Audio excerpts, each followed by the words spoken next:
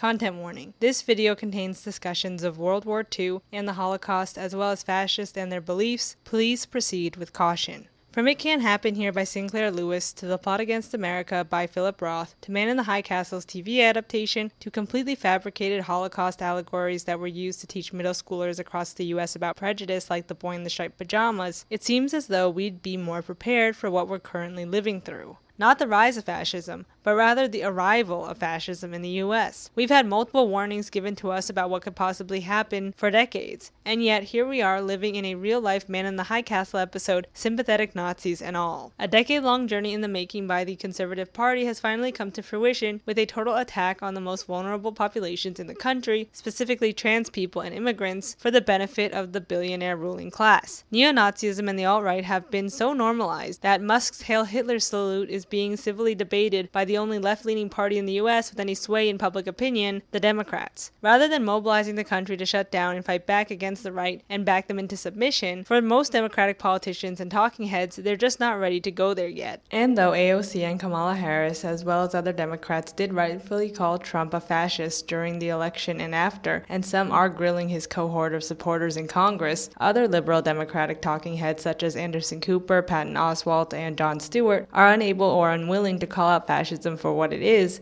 even when it's staring them right in the face. Constant drumbeat of encroaching fascism will erode the credibility we will need if, hopefully if, and not when, it hits. Why is this? Well, in my opinion, it's due to a variety of reasons. Primarily, democratic liberal ideology doesn't directly oppose the status quo. In fact, many of them would very much like to return to the status quo where they can pretend the US is a functioning democracy. Additionally, admitting that Trump and his allies are fascists would mean we lost and failed and are equally culpable for the state of things. But I also think it comes down to how we learn about fascism in the US, and more specifically about how we learn about atrocities and hate movements, specifically the Holocaust and Nazi Germany, in school and in popular mainstream media as completely opposite to everything the US stands for. These events are taught not only as history lessons, but also in a way that is self-serving to the dominant narrative of the US, which thus makes it harder for the wider public to be critical of homegrown fascism because we would never do that, we're the good guys, even when confronted with facts and art that try to warn us how close we could fall. And though this narrative has been reevaluated and corrected over time, this history has also been compromised in order to appease both sides.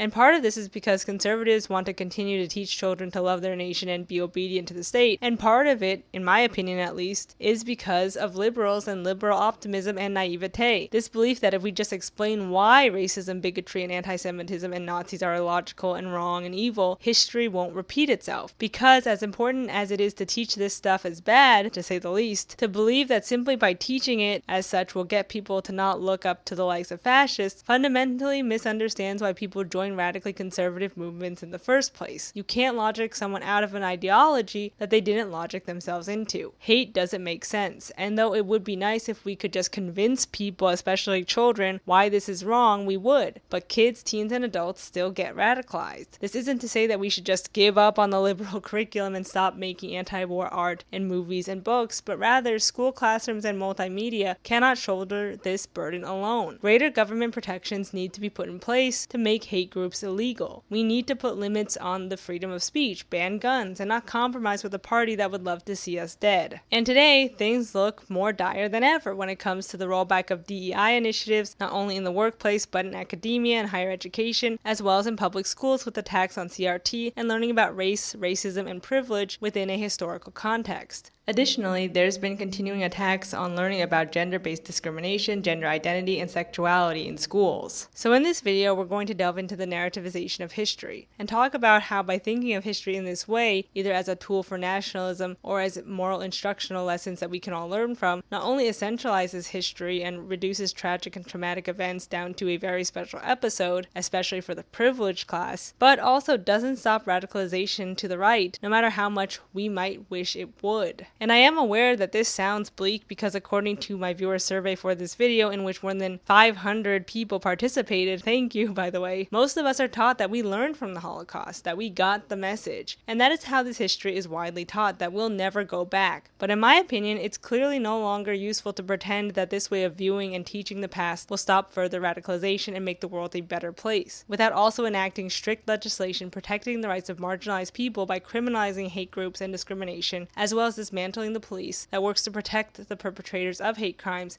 and hate groups. So without further ado, let's go. Part 1, History as Narrative.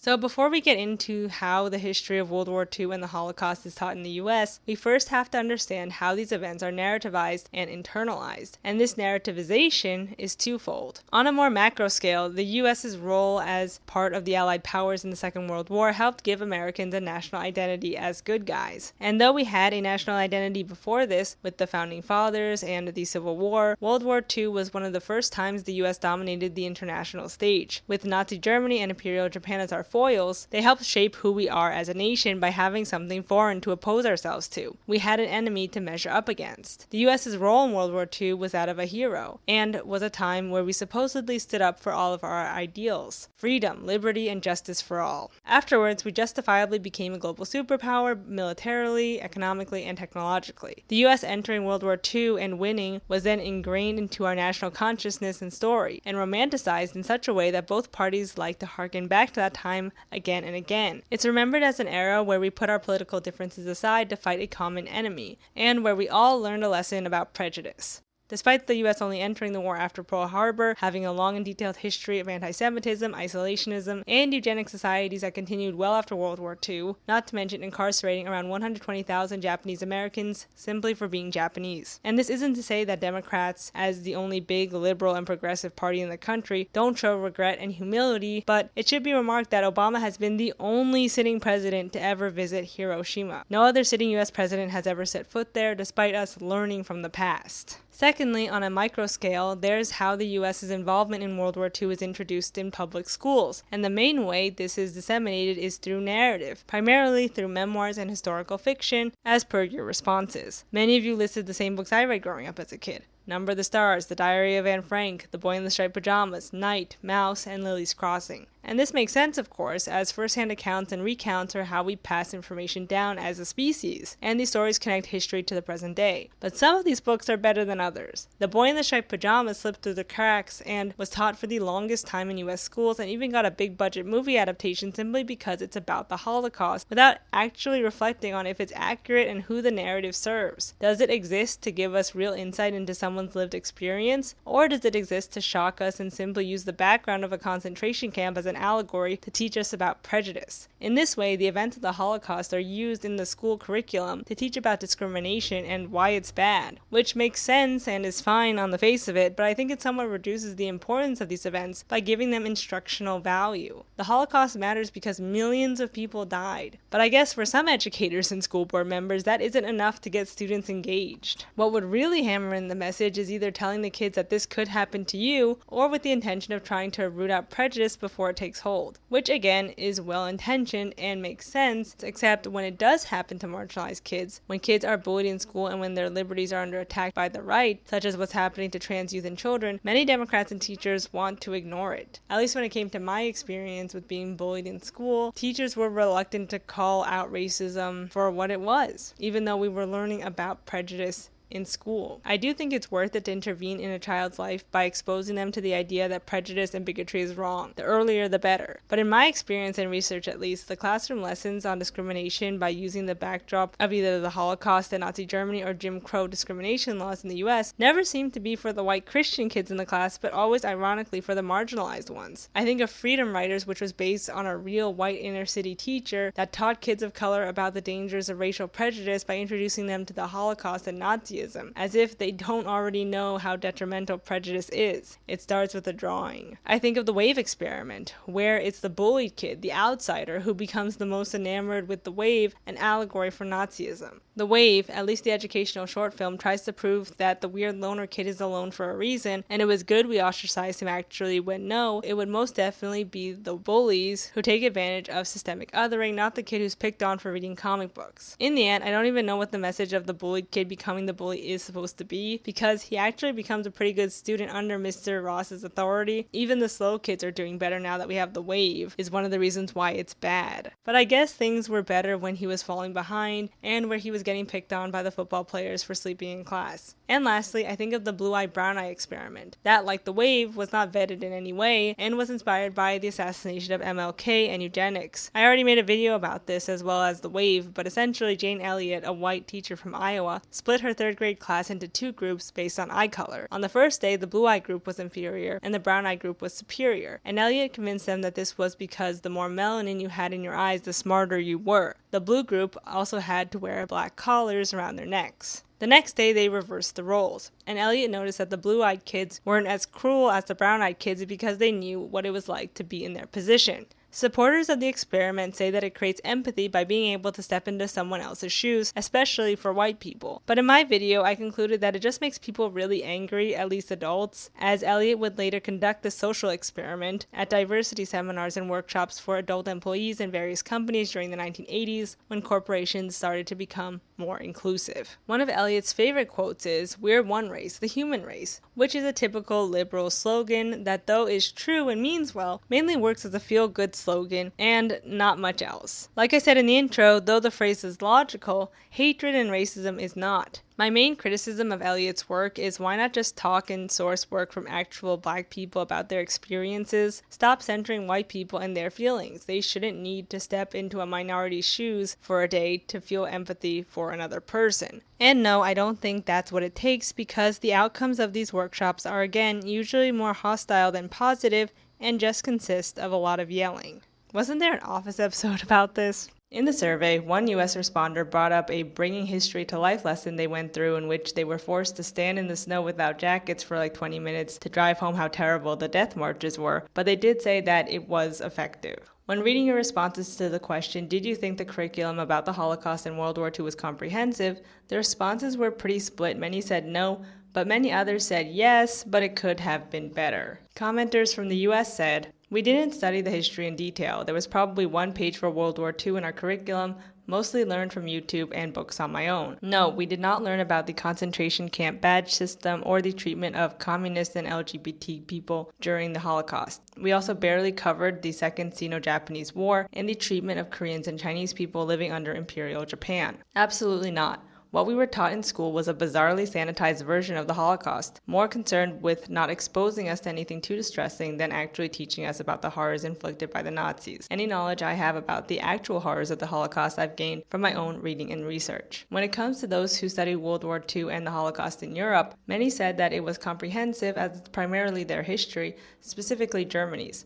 Germany also produced the Wave movie adaptation, a 2008 socio-political thriller. One commenter from Austria wrote, "Yes, we even visited the Mauthausen concentration camp after watching the movie about it. Nothing will ever hit more than seeing the list of names and being told that just outside the camp's wall was a soccer field. The horrors of the concentration camps weren't just known about by the general population, it was a background image for their little sporting events." One respondent from Germany wrote, "The conversation about the Holocaust and Hitler is deeply ingrained in German culture. It's honestly really hard to specify if you encountered it in school, or if the topic came up with your friends, or if you read about it in a book in the library. Specifically in school, we've had our regular yearly history book that had Nazi chapters. We learned about it at age-appropriate times or multiple times over our school life. Then there was a possibility of reading novels and classics in German class that were set during the times. The after-war years were very traumatic for Germans, so a whole literary genre got invented during these times, which we studied comprehensively. Major themes were trauma, feelings of loss, emptiness, trying to make sense of what happened and what has changed.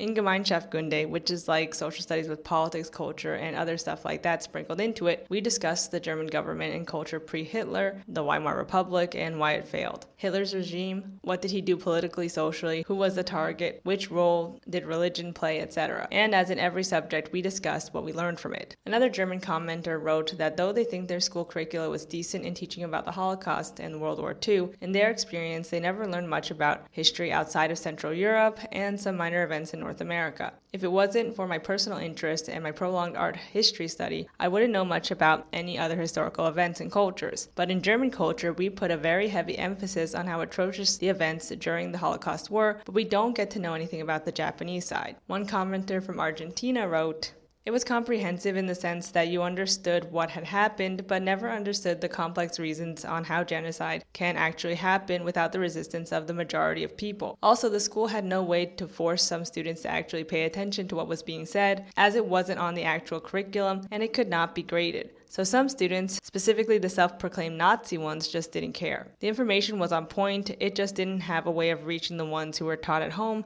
to dehumanize minorities, illustrating how simply teaching about atrocities and bigotry alone is not enough to combat hate groups and ideologies. One person from Egypt wrote, "I don't think I ever learned about the Holocaust in school. I'm not sure if the word was written in our history course books or not, but no one explained it to us at all." The general consensus is that no matter where in the world you answered from, history can always be more comprehensive and go deeper than it has, especially when it comes to teaching about other low points in history and how world events are connected. One book that's supposed to teach kids about prejudice I've been reading a lot as a parent of a 2-year-old is Horton Hears a Who by Dr. Sjws, also known by his actual name Theodore Seuss Geisel. Geisel has his own sordid past, but the book is actually him trying to make amends with the Japanese post-World War II in that he thinks they deserve to be heard and helped during this precarious post-war period. There's a few themes of the book, primarily a person is a person no matter how small, and their whole world was saved by the smallest of all. Essentially, Horton realizes that there's people, or who's, living on a speck, but everyone around him doesn't believe him. And thus it's up to Horton to protect the who's, and the who's must prove that they're really there or be boiled alive.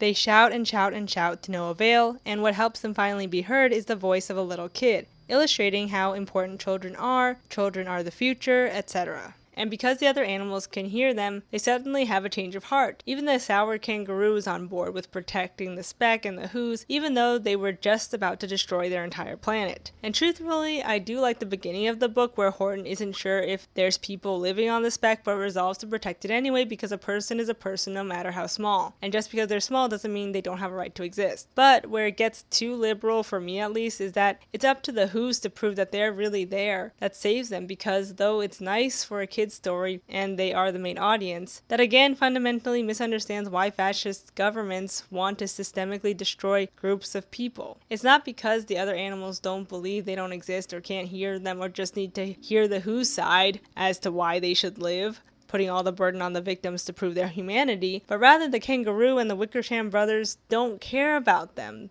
The who's are intrinsically worth less than the dominant group, and just by their existence, the who's pose a threat and should be eradicated no matter how small. The more realistic ending of the book is that the who's are heard and they're killed anyway. Ironically or unironically, Horton Hears a Who has been co-opted by the far right as anti-abortion propaganda. But by making oppression logical and a problem that can be solved with a simple solution of just listening or stepping into someone else's shoes, makes liberals feel good. And I know I'm going on and on about a children's book, but it really starts here. According to my viewer survey, most of us learned about the Holocaust and the rise of fascism in Europe during elementary school, and most of us were taught this idea that hate can be stopped if we just explain ourselves better. We just have to be heard, and that'll be enough. And this lesson gets introduced to us as children, but it gets repeated and repeated until we as liberal and progressive leaning folks actually believe it. But that doesn't make it true, and it took me a long time to realize this, hence why I'm making this video. I too used to think that if we just explained the facts, people would care and change their minds. If we all just learn the same history and have the same knowledge, we will have the same outcome in beliefs and actions. But sadly, that's just liberal wishful thinking.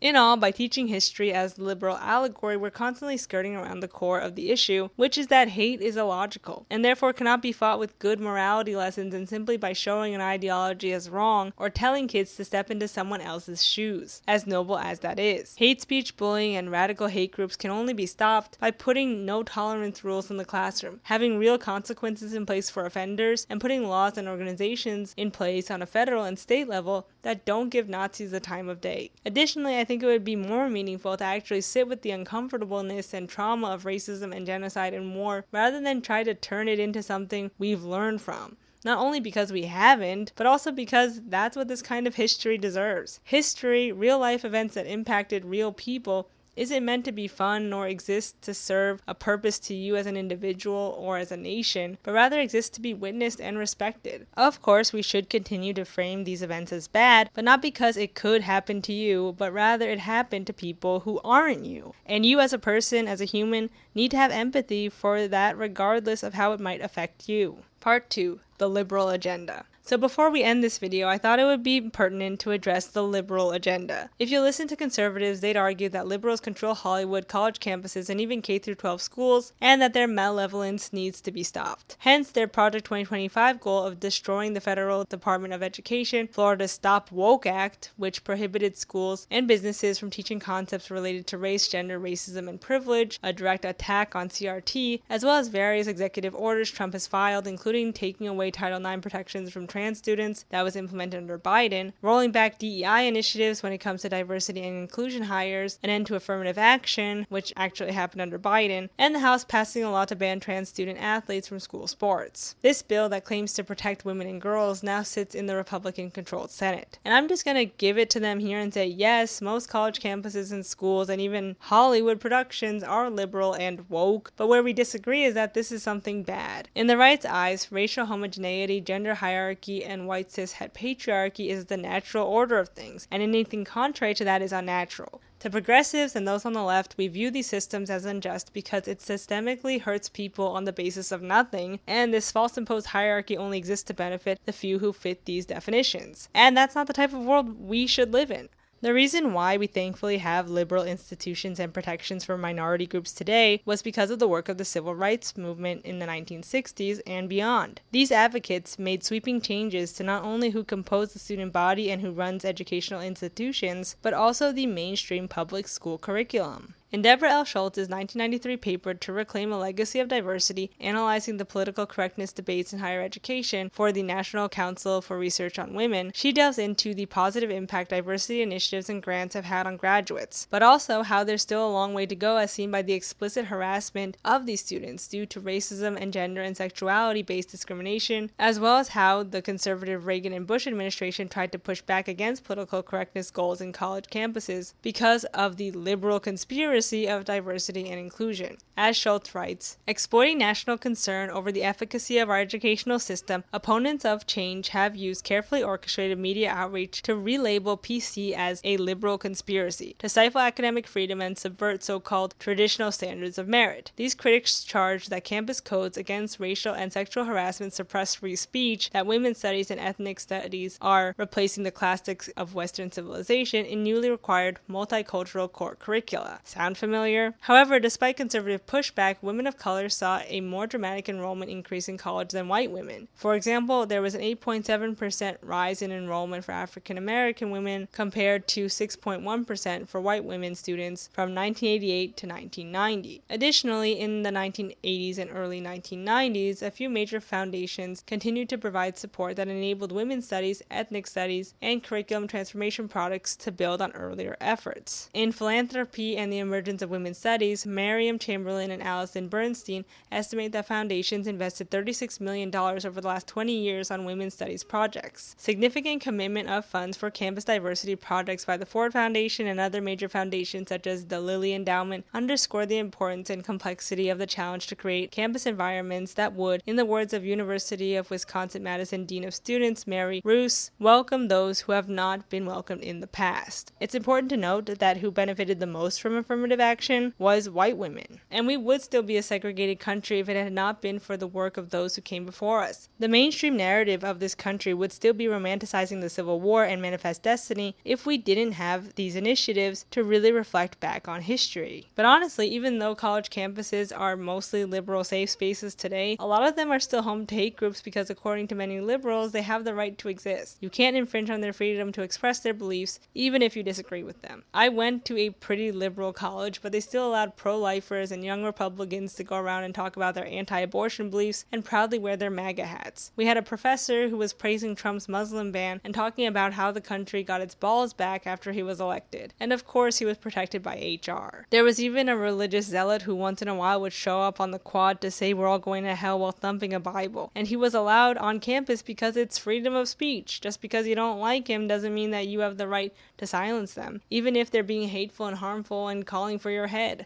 That's freedom of speech. That's just democracy at work. And though we've made great strides, this is where the Democratic Party tends to be okay with ceding ground in order to appear civil. They're always willing to compromise, and though today we have liberal arts colleges that have mandatory race, gender, and sexuality courses, and a fairly progressive curriculum in K-12 public schools, in that they at least don't romanticize slavery anymore, at least most schools don't, a lot of history is still liberal in the derogatory sense, in that the curriculum doesn't go far enough. The liberal version of history we get for all of the conservative fear-mongering is still unquestioningly nationalistic pro-USA, and likes to spend a lot of time on US's heroism during World War II and Nazi crimes, but not a lot of time on enslavement and indigenous genocide. And because liberals are okay with compromising with the enemy as long as it means maintaining the status quo, they're okay with teaching history in a watered-down way as long as it makes them feel morally superior and good about themselves. Hence why a lot of teachers like the blue eye brown eye experiment. The watered down liberal history I got as a kid was dressing up as pilgrims and Native Americans for Thanksgiving, Colonial Day celebrating the colonies, and learning about MLK's I Have a Dream speech but never mentioning his anti-capitalist beliefs. The curriculum has of course changed since I was a kid for the better, but we're sadly back where we were in the 80s and 90s, with even these small gains of sugar-coated liberal history being threatened by the current administration. When it comes to liberal Hollywood,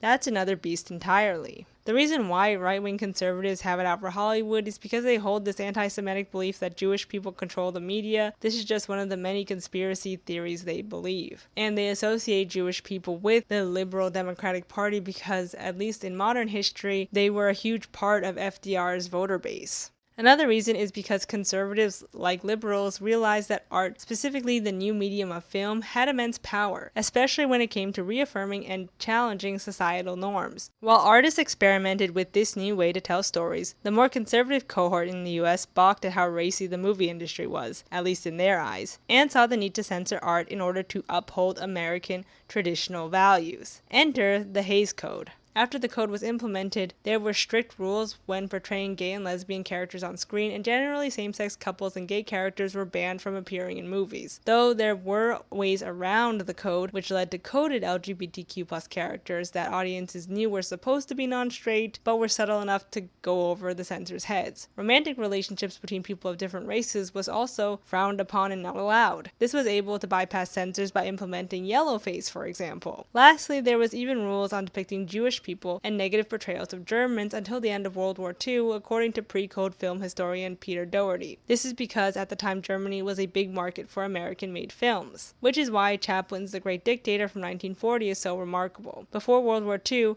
throughout the world, but especially the US, eugenics was widely supported and believed. Social degeneracy as inheritable was an accepted scientific truth upheld on both sides of the political spectrum, and even the founder of Planned Parenthood, Margaret Sanger, was a proponent of eugenics. It was thought by many that only through manipulation of the human gene pool could we perfect society, and this is the underlying reason as to why art had to be controlled. We shouldn't aspire to anything other than a white supremacist patriarchy. Why would we produce art that doesn't reflect those aspirations? Thus, to depict anyone other than white cishet Christian people as good, even when depicting other races, would go against progress and be seen as unrealistic, at least according to conservatives, and frankly to a lot of white liberals who didn't see anything wrong with transforming into another race for the sake of art, or depicting a noble savage or savage people, as long as they could congratulate themselves for a job well done. Because of the conservative push for white supremacy and liberal Hollywood's compromise with them, it's taken decades upon decades after abandoning the Hays Code to finally start talking critically about the rampant white saviorism in liberal Hollywood and to see ourselves not as the rebels, but as the empire or capital. That's not to say that there haven't been films that challenge US nationalism and supremacy, but rather the films that do get the most awards and attention from the mainstream liberal Hollywood elite are ones that usually don't directly challenge those notions. Since the Hays Code was repealed during the late 1960s, actors and filmmakers and production studios have decided to tackle harder subjects that had previously been censored. These range from films about trans people, interracial relationships, gay and lesbian relationships, the lives of women and racial minorities, and the Holocaust Holocaust and World War II. Some of these movies are better than others. The ones that are usually seen as offensive to the groups they're portraying are usually ones that make white cishet liberals feel great that they're doing something or saying something, but also other their subjects enough to still feel superior to them. But even movies at the Academy Awards like Zone of Interest, which is about Nazism and the Holocaust, when talked about in relation to the US and the Greater Imperial Corps, got the director and writer Jonathan Glazer booed at the Oscars. He said, "Our film shows where dehumanization leads at its worst. It shaped all of our past and present. Right now we stand here as men who refute their Jewishness and the Holocaust being hijacked by an occupation which has led to conflict for so many innocent people. Whether the victims of the October 7th in Israel or the ongoing attack in Gaza, all the victims of this dehumanization, how do we resist?" Discussing how his art holds up a mirror to society got him booed by so-called progressives, even though that's what liberals claim to love about art. But in reality, they only love to hold that mirror up to others in order to make themselves look better by comparison. That doesn't apply to us. We're the good guys. We're the USA. Why are you aiming this at us? Afterwards, members of the Academy, over 1,000 executives, actors, and directors, as well as producers, wrote an angry open letter to him basically saying how dare he politicize a film that's about politics. This is where liberalism rears its ugly, self-serving head. Most of the Academy, until recently, has mainly been straight, cis, white, and rich, and thus celebratory of white savior narratives and stories that exploit the LGBTQ+ community and racialized communities and are uncritical of their government and nation. Most recently, Emilia Perez, a movie that's being lauded by the Democratic-leaning Motion Picture Society, has pointedly been accused of being transphobic and just a bad movie by trans people for, wouldn't you guess it, being exploitative towards their community. Most members of the Hollywood elite align with progressive values only in a way that serves them, that makes them feel good, but remain uncritical of their government until a Republican is in charge. Liberal Hollywood, in the derogatory sense, teaches the history of hate groups and marginalized people much like the watered-down liberal education system, in a nationalistic and self-congratulatory manner, with moral lessons to learn that, of course, can't be applied to them. So in this video, we discuss the narrativization of history, or taking history and spinning it into a means to an end. In the case of the history of World War II and the Holocaust, these historical events are used to give Americans a sense of national identity in that we as a nation do live up to our values. Additionally, when taught in school, the events are taught through stories, which of course, like I said, makes sense as that's how our past gets passed down, if you will, but some stories are better than others, and at times the history of the Holocaust and the Jewish struggle against the Nazis and the war between the Allies and the Axis powers is told in a black and white good versus evil narrative that helps support US supremacy as well as relies on this liberal idea that if we just teach kids not to be evil, they won't turn to hateful ideologies and bigotry. Not only that, but we can do fun social experiments in class to make ourselves feel like we're learning something, rather than just listening to real marginalized people. And this historical, larger-than-life narrative of US heroism then gets reiterated through the liberal film industry with the same belief that if we just make enough anti-war media and show the bitter realities of struggle, we'll make the world a better place. And as noble as those efforts are, and as great as some of these works of art are, and art should exist like history just for art's sake and not to be a moral or instructional lesson, this is only part of the puzzle. The other part of the puzzle is to actually attack these radical alt-right ideologies and fascist groups head-on with legislation, and sometimes physical action, as well as restrictions on what constitutes as freedom of speech, and not letting these people congregate online or in real life, and to stop compromising with them for the sake of civility because that was thrown out the window a long time ago. That's not to say that we shouldn't make art about hate groups and bigotry and real-life historical events like the Holocaust, but rather think about why these stories get told and who they are for. Are they made to reveal something about ourselves and to sit with, or are they to make Americans feel good about themselves by othering evil so much we cannot see that it lies within? We all need to narrativize our lives in some way to help make sense of who we are in the world around us, to help tell our story. But when it comes to essentializing history or repurposing it for the sake of nationalism, it becomes a very dangerous tool. Remember that hate isn't logical, so you can't fight it with logic. You can only combat hatred and bigotry with undying support and love of those who are the most vulnerable, simply because they are human and deserve to not only survive, but thrive. Thanks for watching, and I'll see you in the next one. Bye.